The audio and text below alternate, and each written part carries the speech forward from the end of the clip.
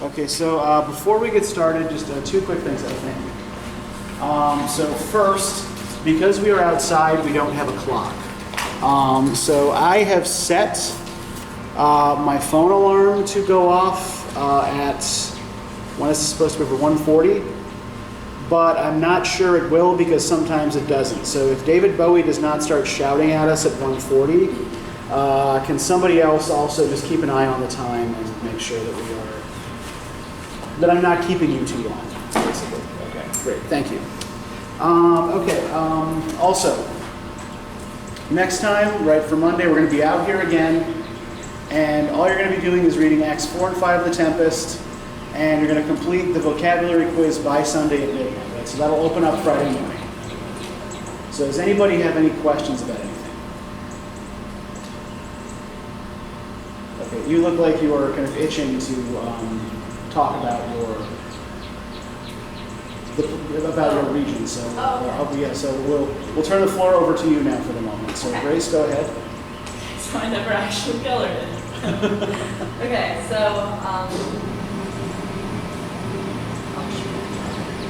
my region is called Duskmere, and my region is in the forest, and there's a river that runs through the forest, and there's a waterfall called Peace Falls, and it's like the outskirts of my region. There's like a mountain, and then a waterfall, and then the river that runs through the forest. And all of the houses are tree houses, so no one lives on the ground. And by the waterfall is where the people garden, and they garden like all kinds of vegetables, all kinds of fruit, and they have like wheat for breads, cakes, sugar cane, stuff like that. And they don't kill the animals that live there. So there are fairies in the forest that go around and make sure that they monitor the people who live there. And if someone creates like a violent act towards either an animal or another human, the fairies will sprinkle magic fairy dust on them that puts them in an infinite sleep. But there's a mermaid that lives in the river, and she is like the only way that if you were to get put to sleep, you can come back to life, or like come back to consciousness, I guess. So basically she'll be the judge of the action. So like, if you killed someone, she's probably gonna say no. But I mean, if you killed a cow, like, probably come back to life. And yeah, and then this is, I didn't know how to put my image into my head, but here's like the waterfall, the top of the mountain, plants where they do all the farming, there's a mermaid, and then all the trees. I didn't know how to draw houses in each tree, but there are houses there, and that is Duskmere. All right, thank you. Cool. All right. The markers are yours. Go do your thing. Okay, so while Grace is working her art up here, let's get started with The Tempest. Have any of you read this before? Was this familiar for anybody? I remember, like, I saw a movie adaptation of it. Okay, was the movie adaptation you saw of it Prospero's books? I'm not 100% sure. I was like 12 when I saw Okay, it. if you were 12, it might not have been Prospero's books. Prospero's books is a little adult. Tilda Swinton was in it. What's that? I think Tilda Swinton was in it. Okay, then definitely not. Yeah. So you think you've seen a movie adaptation of it, but a long time ago. Yeah. So you don't remember much about the plot or anything? I remember Tilda Swinton and Ferdinand and Miranda. Okay. I guess Tilda Swinton was either playing Sycorax or Prospero. Mm-hmm. I wasn't sure. All I saw was Tilda Swinton going like this. Okay. Sycorax never actually appears in the play, though, right? It seems that by the time the events in the play occur, Sycorax has died, right? So she's not actually present here. Let me maybe broaden this out a little bit then. Like, what do y'all know about Shakespeare's plays or Shakespeare's theater generally? Okay. There's like Drama. magical, some kind of like magical elements to them. Okay. Whether it's fairies or wizards or magical books. Okay, yeah, you've got in A Midsummer Night's Dream, you've got fairies, right? In Hamlet, you've got a ghost. In Macbeth, you've got ghosts and witches, right? So yeah, there are frequently supernatural elements in Shakespeare's plays, but I think like this is probably about the only one that takes place in something that looks kind of like a secondary fantasy world. It also deals with events that were happening during that time. Generally, there might be real life people from that time in Sure. the plays, or there might be this social idea in the play happening. Yeah, his plays are often topical, and this is no exception. There is kind of an undercurrent here, in particular, of like attitudes towards the exploration of the new world, right? So to give everybody some basic context here, right? So the Tempest is written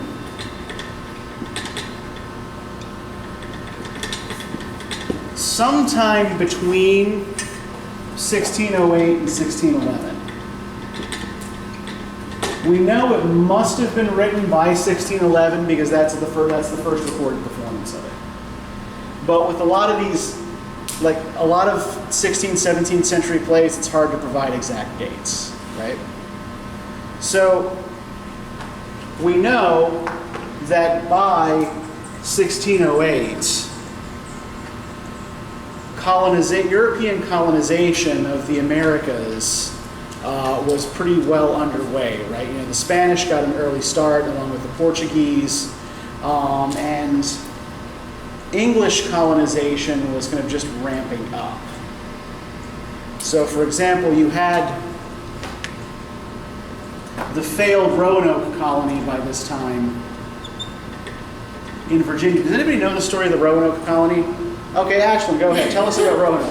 So Roanoke was one of the first English settlements in the Carolinas, and where was the names like the leader? They were red well supplies. He went back to England, back by the Spanish-English War, and here he came back, and everyone in his family were gone, with only the word Croatoan with the pose. Yeah. Which was also the name of a Native American group in that area.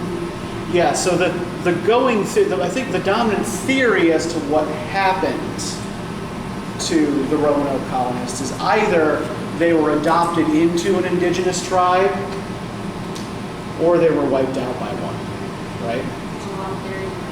Yeah, and yes, so some of the theories are a little bit more out there, a little bit wiggier than others, right? But yeah, those seem like the two most reasonable possible outcomes, right? So the New World is associated on the one hand then kind of with like adventure and danger.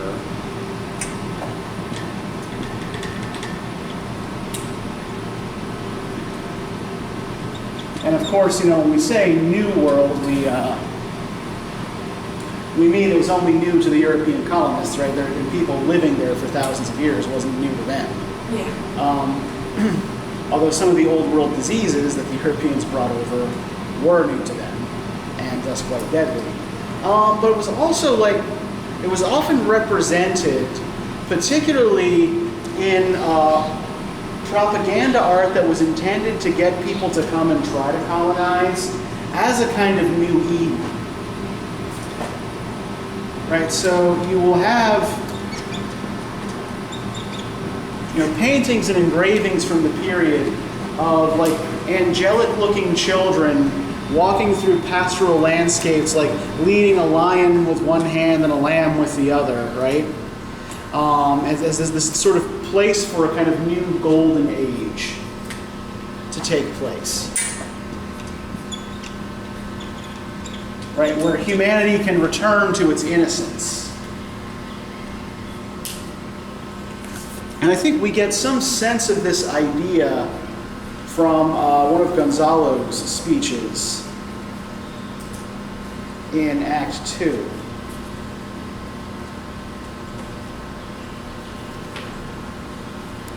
So if we go to Act 2, Scene 1,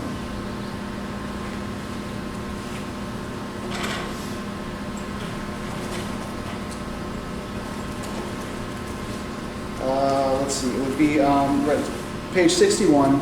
It's about line 157. Gonzalo says, "Had I a plantation of this isle, my lord," and Antonio and Sebastian, the assholes, keep interrupting him, right? Antonio says he'd sow it with nettle seed, or docks or mallow. And so they're saying that he would take this land and make it, that he would seed it with something useless, right? "And were king on it, what would I do? In the commonwealth I would by contraries execute all things, for no kind of traffic would I admit. No name of magistrate, letters should not be known, riches, poverty, and use of service, none. Contract, succession, born, bound of land, tilth, vineyard, none. No use of metal, corn, or wine, or oil. No occupation. All men idle, all. And women too, but innocent and pure, no sovereignty. All things in common nature should produce without sweat or endeavor. Treason, felony, sword, pike, knife, gun, or need of any engine would I not have. But nature should bring forth of its own kind all foison, all abundance, to feed my innocent people. I would with such perfection govern, sir, to excel the golden age." So, what does Gonzalo's ideal little island kingdom here look like? What's that? There's no need for work. And Yeah. everyone's happy. There's no need for weaponry. Yep, no work, There wouldn't be any fighting. no war. Yeah, good. No commerce, no government, right? No workforce, no formal idea of government. Uh-huh.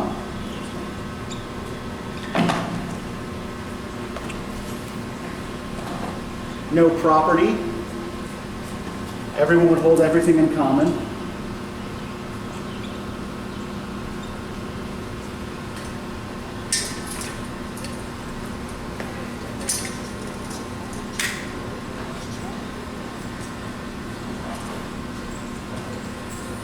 And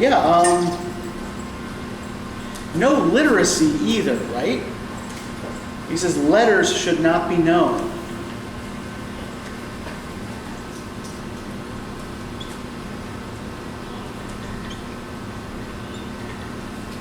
That seems to us a little bit weird, right? Especially given that Gonzalo is the one who helped Prospero escape with his books of magic, right? And he seems to be a learned elderly gentleman. So why do you think what does literacy, which seems to be the odd thing out, maybe have in common with these other things?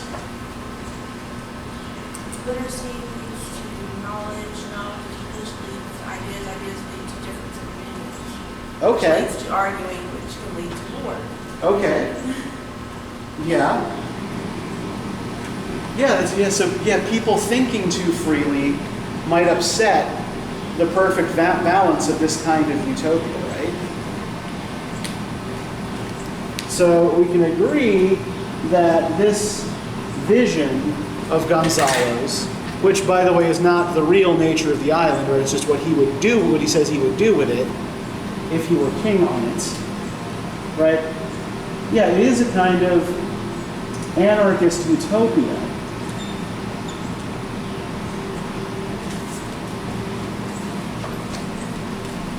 But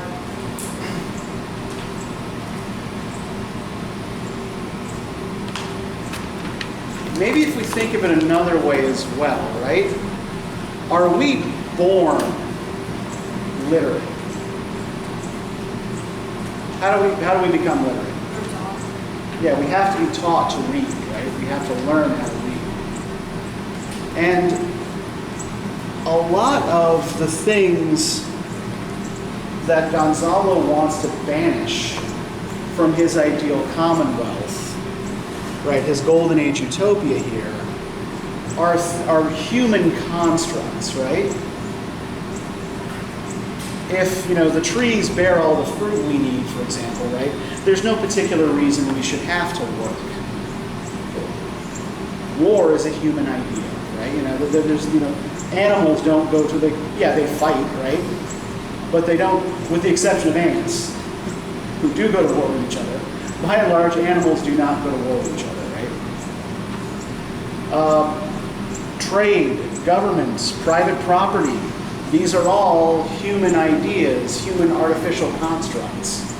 So what I think he's advocating here is a kind of return to perfect innocence.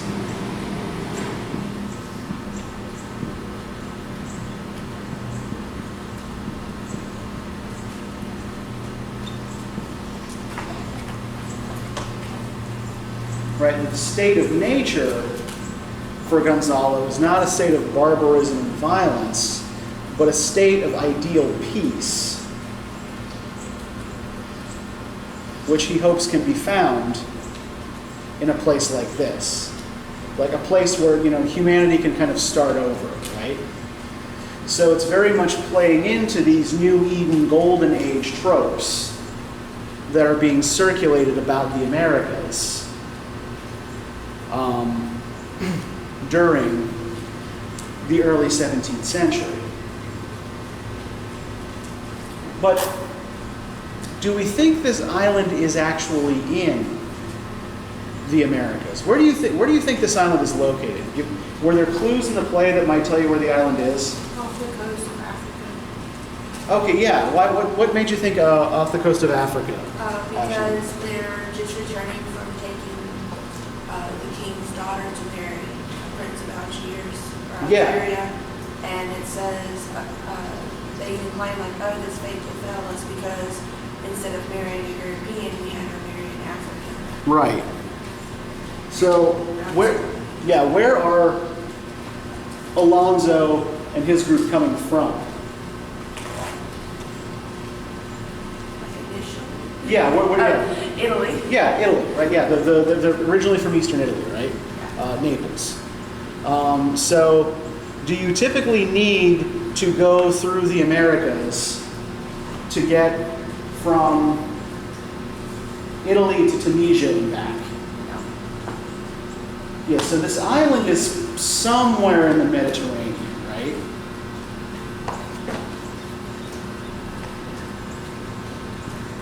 So while it may not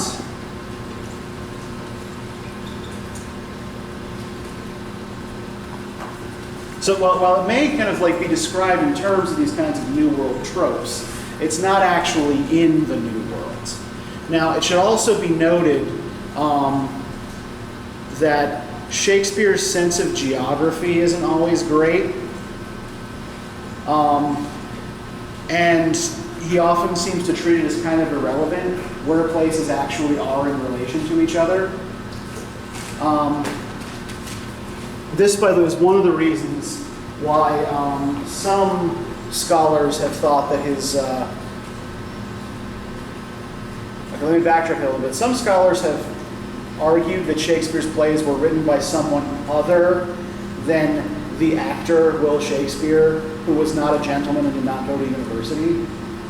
But I think that someone who actually had gone to university would not make the same kinds of geographical mistakes that Shakespeare often does. They would have a better sense of where the hell things are, right? And how to read a map and shit like that. But I digress. So, this particular play belongs to a weird genre that Shakespeare works in towards the end of his career. How do we usually divide up Shakespeare's plays by genre? Yeah, there are comedies, tragedies, and histories, yeah. Did somebody just say something else? I said romance. Yeah, this is a romance.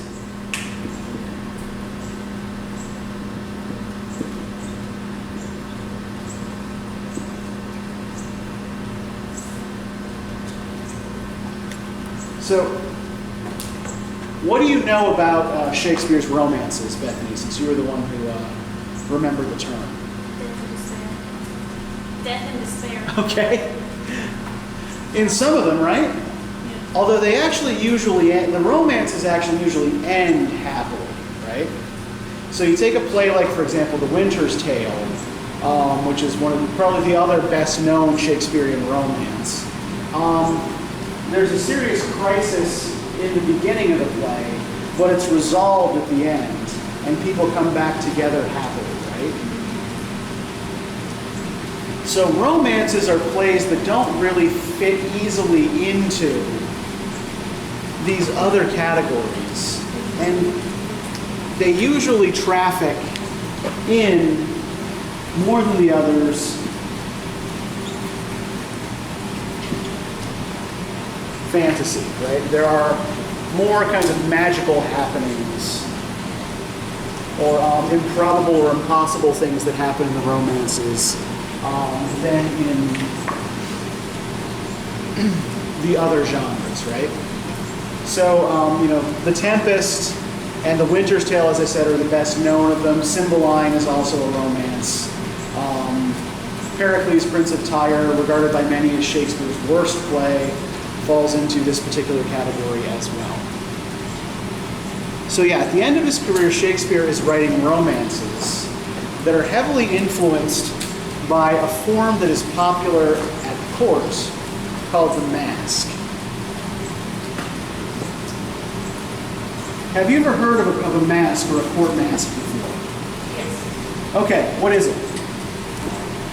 You know that if you say yes, I'm going to ask you to follow up. So, a mask is like, all I can think of is masquerade. Okay, yeah, and yeah. You're wearing masks of either some type of animal or some representation of some type of fantastical creature or a planet or whatnot. Okay. Yeah, so yeah, it does involve elaborate costumes, right? But the 17th century mask is something that's actually kind of more formally structured than something like a masquerade party, right? So, a masque is actually a play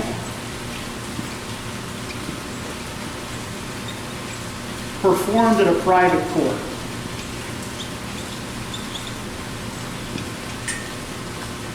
And the various courtiers, that is the kinds of hangers-on around the king and queen, right? Typically will be the performers rather than professional actors.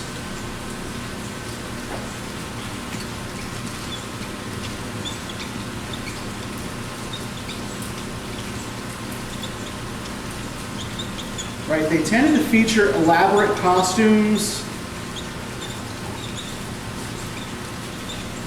dance,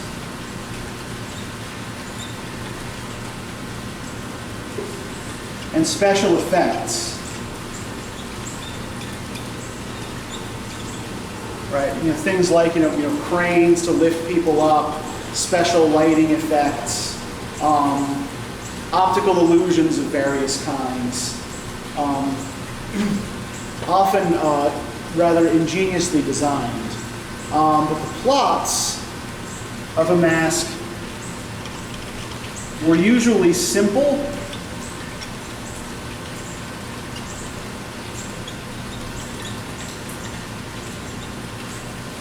and allegorical, right? That is, every character in the masque represents some other idea, right? So you might, for example, have a masque in which, say, the Queen's ladies-in-waiting are dressed as the rivers of England. And they come to do homage to the mighty Thames who, being the river that runs through London and represents the king or the queen, right? And it's usually all in service of both entertaining the partygoers, right? It's just many of them are participating in the play rather than simply watching it. And often to let whatever noble is putting on the mask show off their wealth, right? But this particular type of play is a fairly new innovation at the beginning of the 17th century, right? So plays performed prior to this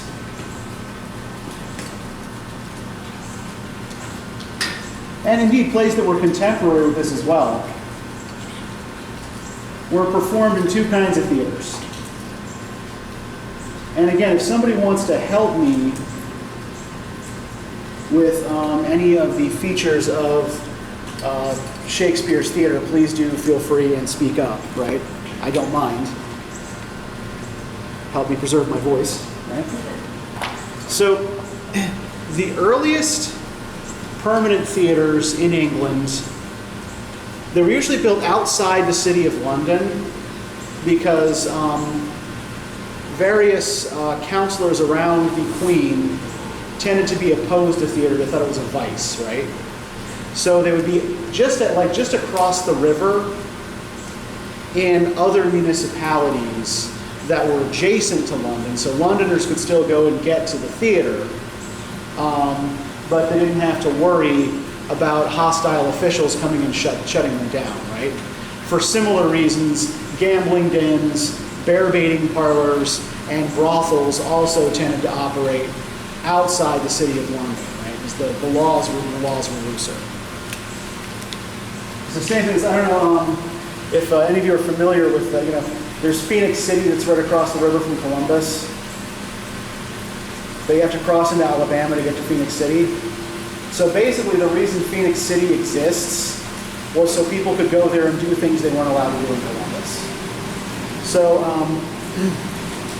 London suburbs like Southern serve that kind of purpose. So a typical theater was actually based on the design of the courtyard of an inn, because that's where traveling players used to perform before there were permanent theaters. So you had a raised platform in the middle of an open space. Behind the platform, you have a little building with two doors in it that actors could use to make entrances and exits. Between the two doors, you'd hang a little tapestry that people could hide behind for eavesdropping scenes, right? So, how many of you are familiar with Hamlet? With what? Hamlet. Oh. So there's the scene where Polonius, the nosy courtier, is hanging out behind a tapestry, and Hamlet thinks he's the king and shows up and stabs him to death, right? Have at me.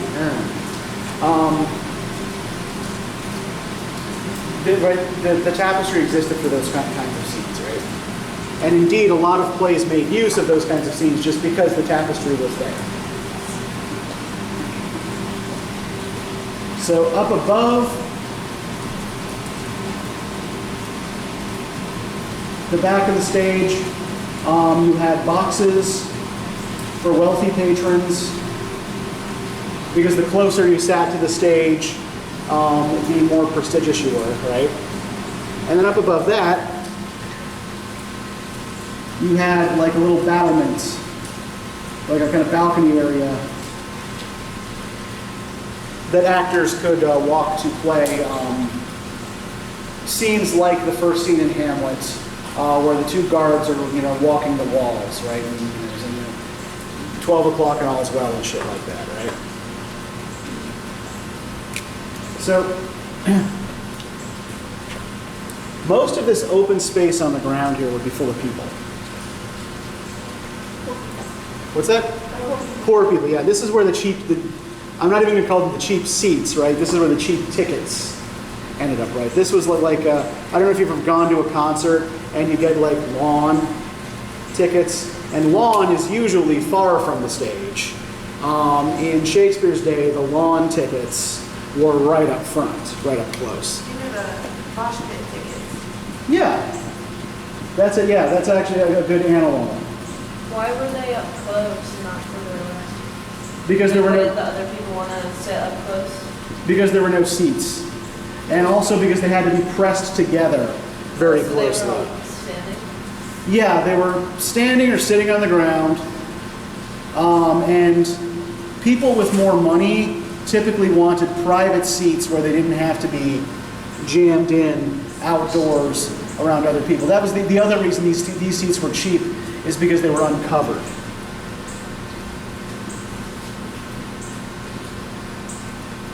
Now, this also meant that the actors were in direct potential danger from this portion of the audience if they didn't please them, right? Because plays were quite long.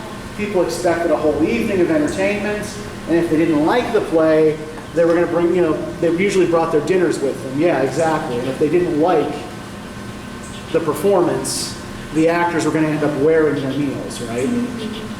So, yeah, the people in the no seats were not shy about making their opinions known. There was also usually a trapdoor in the stage that led down to a basement section underneath that was referred to as hell. And it was called hell because if the play required, say, a ghost or a devil, then they might maybe toss down a smoke bomb over the trapdoor, and then the ghost or the devil appears from the trapdoor, right? So they're coming up from below. So they did have special effects. Also, even though those were like the cheap seats, Mhm. for more of the violent plays, if you really wanted to enjoy your evening, you could sit there and you might get sprayed with big blood. Sure. Yeah, why not, right? It's like they tell you at SeaWorld, the first 5 rows will get wet, right? You sit too close to Shamu, you're going to get sprayed. It's just there you'll get sprayed with water and not with pig's blood. And yeah, up around then there would be more private seating where people who had more money to spend could sit underneath a roof in a seat, and maybe pay for food to be brought to them, right, rather than having to pack a brown bag. But a play like The Tempest would have actually been performed in a private theater. So the private theater that Shakespeare's company often used was called Blackfriars. And it was called Blackfriars because it had been a Dominican priory before Henry VIII dissolved the Catholic Church in England and made himself head of the Church of England, right? So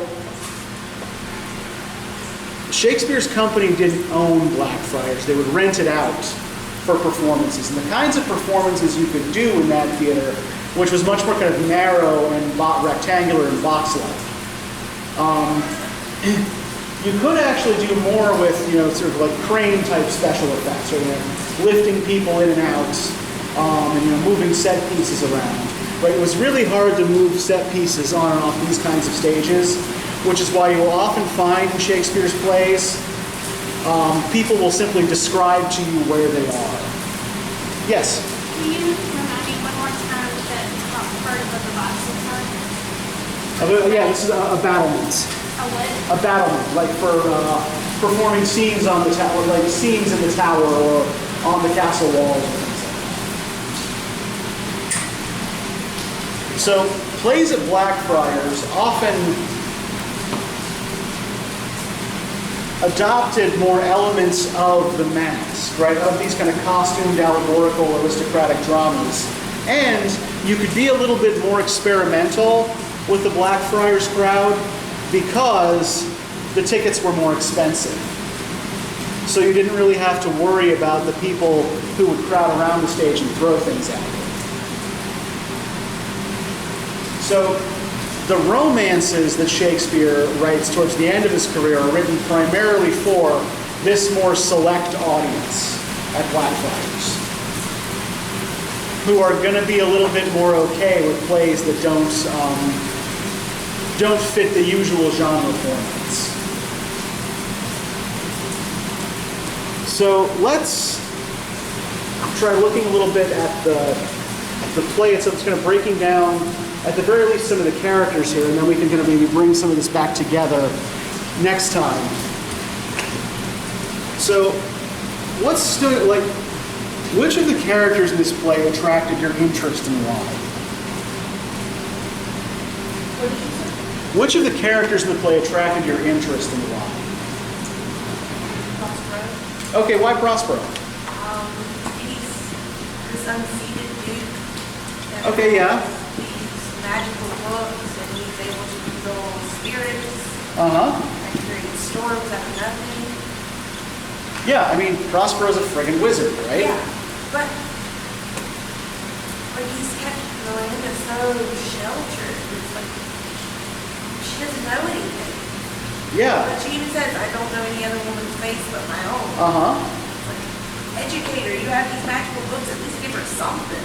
Uh-huh. Because the only other faces she knows are Prospero's and Caliban. And I think that's an interesting point as well. Like, does Miranda even know who she is No. prior to the events of this play? Yeah, right. So yeah, he's got this 15-year-old daughter that he's kept in complete ignorance, right?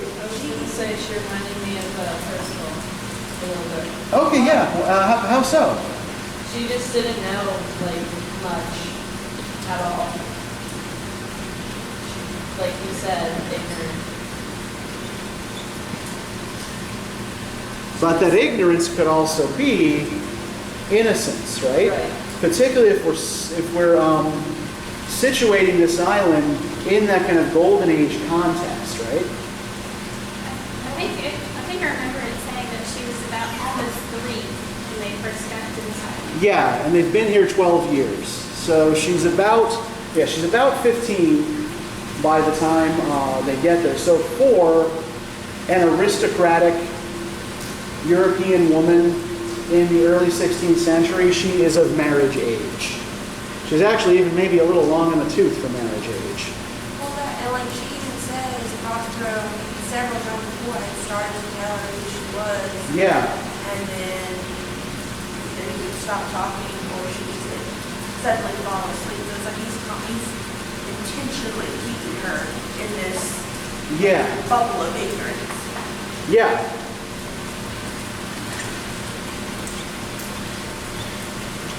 Whether that's for her own good or not, we're not sure. I think that what we might want to do is sit on that for now. I think Miranda's innocence will probably make more sense to us at the end of the play. Particularly if we think about it in like this, these kind of golden age, new start for humanity kind of ideas, right? And in terms of the whole innocence thing as well, like what is Prospero's gripe against his? I'm not even going to say serve against his slave Caliban.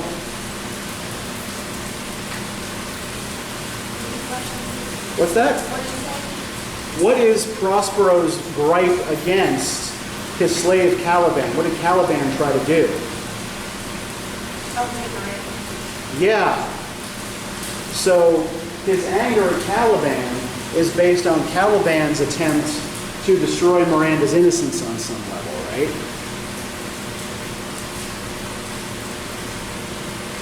So Prospero, being kind of like the figure of the wizard,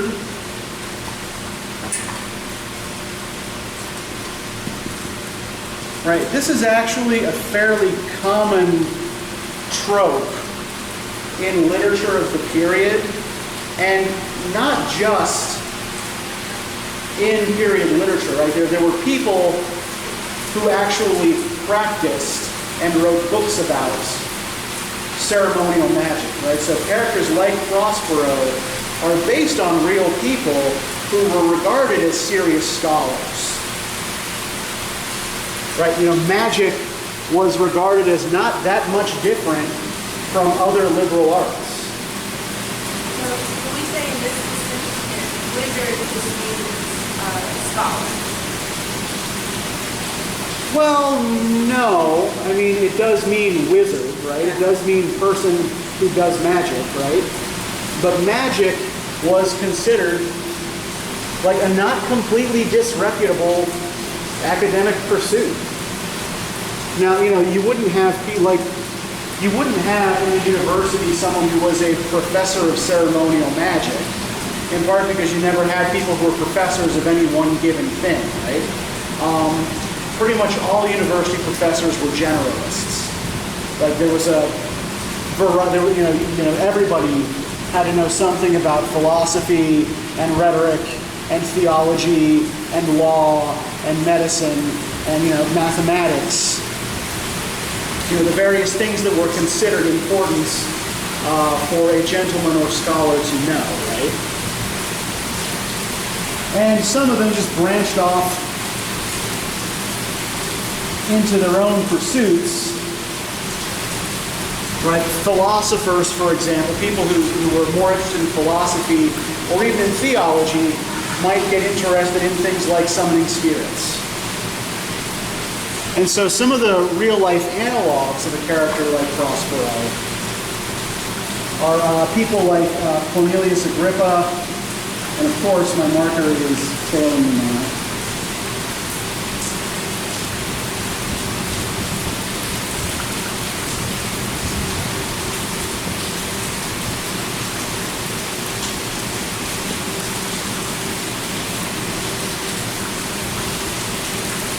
Paracelsus,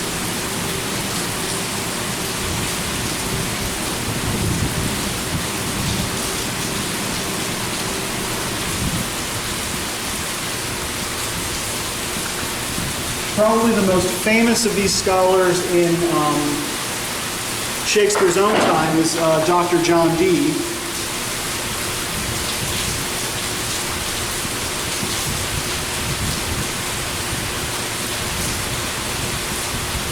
And the infamous German scholar,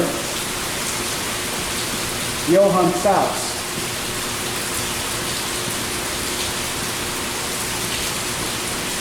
Right?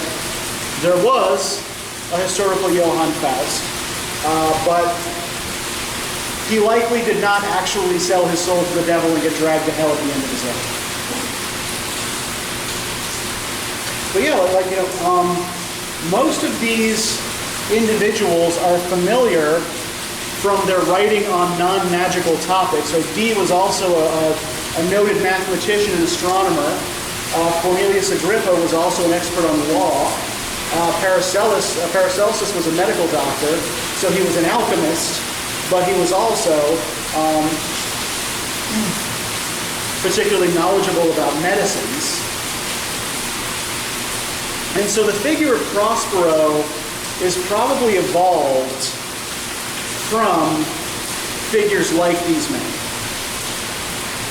There were also, we know that Prospero works largely kind of from a book, right? And he also has a cloak and a staff as these kind of external trappings of his art.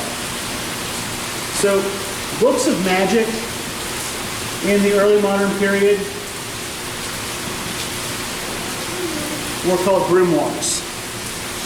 Grimoires. And grimoires were usually a kind of grab bag of stuff taken from Greek philosophy, Arabic medicine, esoteric Hebrew philosophy, and all kind of jumbled together,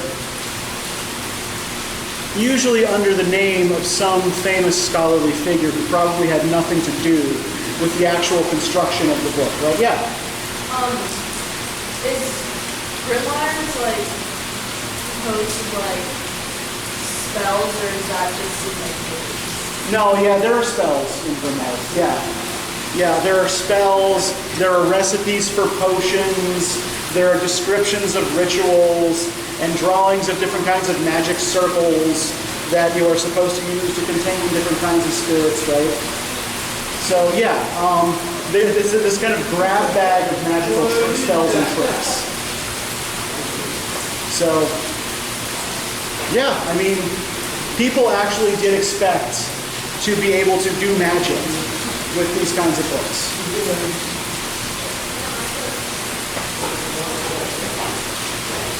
Yeah. Like, whenever you read about there what about Flamel? Or we just... Nicholas Flamel was probably not a real person.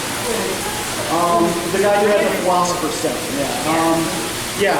Now these four are historically verifiable. That's what they're up. I know there's theories about like what's real, what's not real. Yeah, There's yeah. Like the Rizzo Flamel and France. Yeah, but yeah, he's the same kind of figure, sure, yeah. It's the same sort of thing, yeah. Where are we for time, by the way? 1:31. Okay, so we got a couple minutes here. So, what does Prospero's magic, as far as you can see here, largely consist of?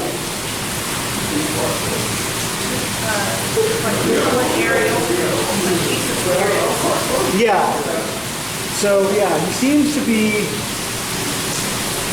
primarily about summoning and controlling spirits.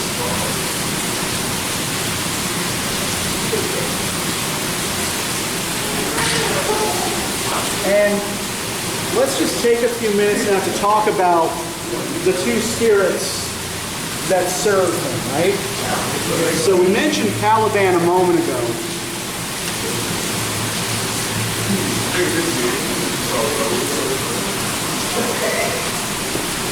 So,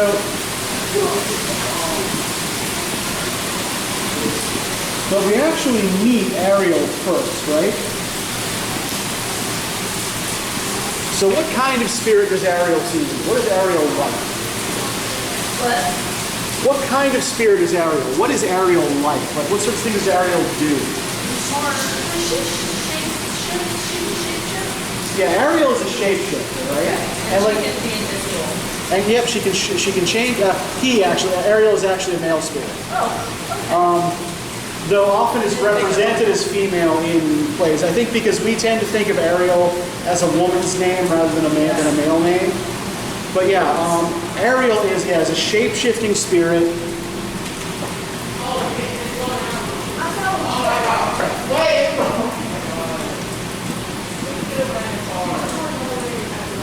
Yeah, who can also become invisible, right? And why does Ariel serve Prospero?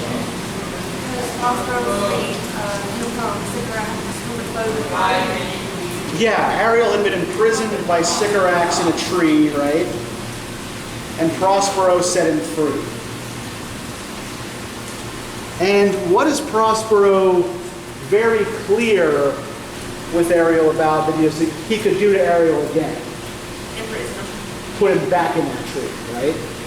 So when Ariel becomes uncooperative because he wants to be set free, right? Prospero trots out that threat, right? It's like, I can put you right back in there. Right? Or extend his sentence. What's that? Or extend his sentence of Or service. extend his sentence of servitude, yeah.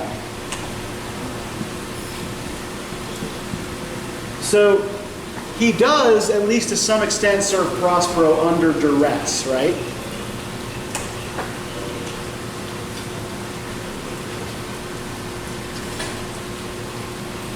Now, what about the other straightforwardly magical creature that we have here, Caliban? What's Caliban? Fishman. Okay, the shipwrecked sailors, right? Mistake him for a fish or something that's half fish, half man, right?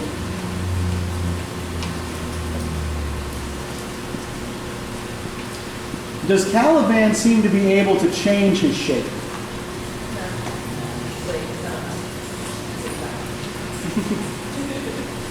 No, but he's extremely strong.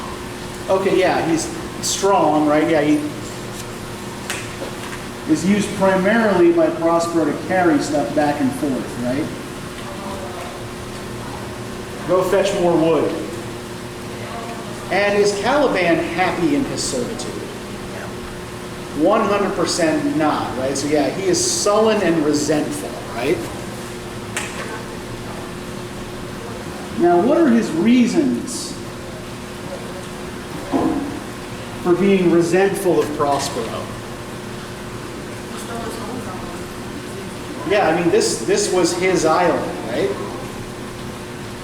He was born here. He is, as far as anyone knows, the only native of this island, right?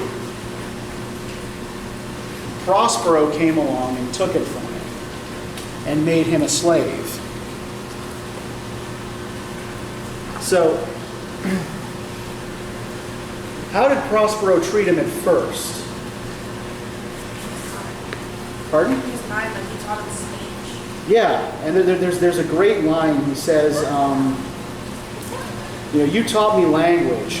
It's on page 39 of this edition, right? You taught me language, and my profit on it is I know how to curse. The red plague rid you for learning me your language.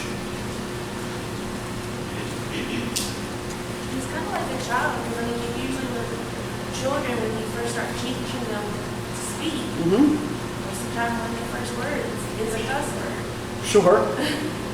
But they also, like when they're talking about him, when Miranda is talking about him just above this, she's assuming that he has no language before this, right?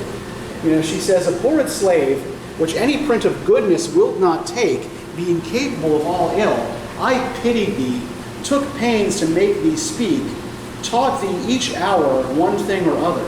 When thou didst not, savage, know thine own meaning, but wouldst gabble like a thing most brutish, I endowed thy purposes with words that made them known. So, was Caliban making some kind of sounds before she taught him language?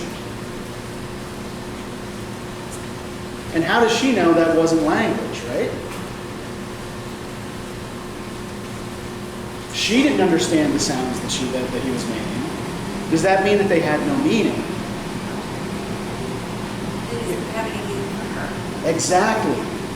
She assumes that because his language means nothing to her, that it means nothing, period, right? And what we have here is a pretty classic colonialist mindset. Right? She refers to him as savage. She acts as though his language wasn't a language, right? As though he knew nothing when they when they arrived there, and they had to teach him everything. But we're also told elsewhere that he's the one who showed them around the island and taught them how to live on it. So it's not like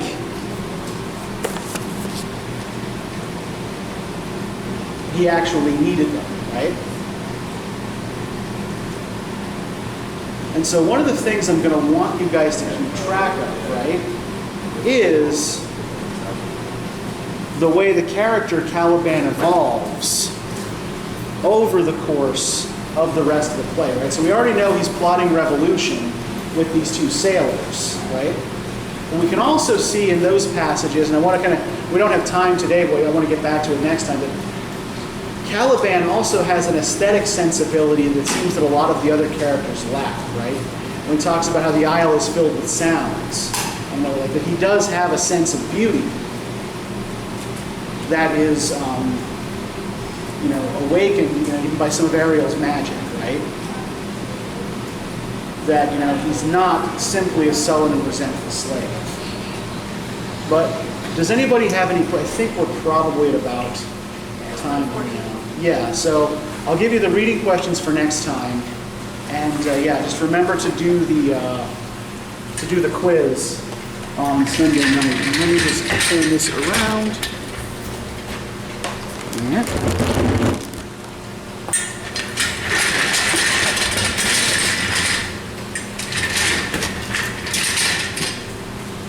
It's the nice thing about having a board on wheels.